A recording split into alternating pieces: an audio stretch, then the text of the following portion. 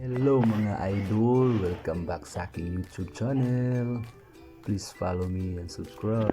So, ito po ang aking ginagawa ngayon is no panel board po, walang display. So madali lang po, madalian lang kung sundan mo lang itong mabilisang tutorial. So, ito mga lods, dito mo lang yung kukunin mo yung socket na dito. Hanapin mo lang dito yung coding, color code na kapareho dito sa ibaba ng fuse box. So dyan mo lang hanapin, gagamitan mo lang ito ng tester. So ang gamit ng tester is continuity.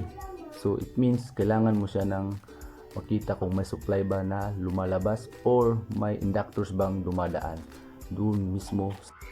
Dapat mga loads, doon mo talaga hanapin sa ilalim ng fuse panel. So dapat mo makita doon yung problema. So pagkatapos ko po, pamilisan lang, saan ko na po nakita ko na yung problema kasi test ko na yung mga wiring.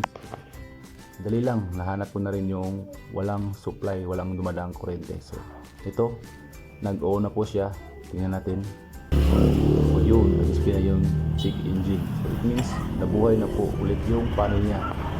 At dito mga idol, natin aandar na po yan.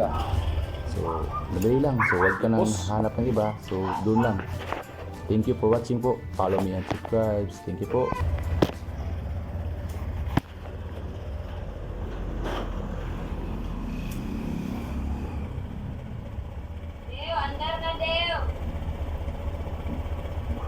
Ikaw yung tigkuan na ni.